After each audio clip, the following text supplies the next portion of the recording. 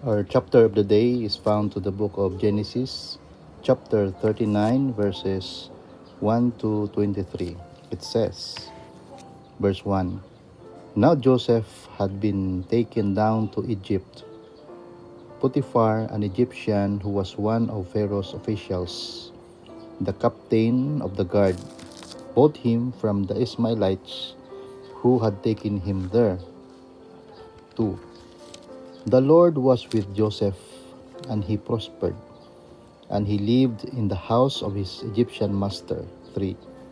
When his master saw that the Lord was with him, and that the Lord gave him success in everything he did, for Joseph found favor in his eyes, and became his attendant. Potiphar put him in charge of his household, and he entrusted to his care everything he owned. 5. From the time he put him in charge of his household and of all that he owned, the Lord blessed the household of the Egyptian because of Joseph. The blessing of the Lord was on everything Potiphar had, both in the house and in the field. 6. So he left in Joseph's care everything he had. With Joseph in charge, he did not concern himself with anything except the food he ate. Now Joseph was well built and handsome. 7. And after a while, his master's wife took notice of Joseph and said, Come to bed with me. 8. But he refused. With me in charge, he told her, My master does not concern himself with anything in the house. Everything he owns he has entrusted to my care. 9. No one is greater in this house than I. My master has withheld nothing from me except you, because you are his wife. How then could I do such a wicked thing and sin against God? 10. And though he spoke to Joseph day after day, he refused to go to bed with her or even be with her.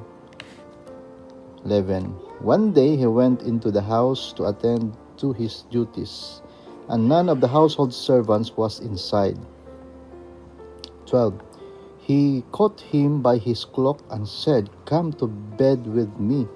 But he left his cloak in her hand and ran out of the house. 13. When she saw that he had left his cloak in her hand and had run out of the house. 14. She called her household servants. Look, she said to them, This Hebrew has been brought to us to make sport of us. He came in here to sleep with me, but I screamed. 15. When he heard me scream for help, he left his cloak beside me and ran out of the house. 16. She kept his cloak beside her until his master came home. 17. Then she told him this story. That Hebrew slave you brought us came to me to make sport of me. 18. But as soon as I screamed for help, he left his cloak beside me and ran out of the house. 19. When his master heard the story, his wife told him, saying, This is how your slave treated me. He burned with anger. 20. Joseph's master took him and put him in prison, the place where the king's prisoners were confined. But while Joseph was there in the prison, 21. The Lord was with him. He showed him kindness and granted him favor in the eyes of the prison warden. 22. So the warden put Joseph in charge of all those held in the prison, and he was made responsible for all that was done there. 23, last verse.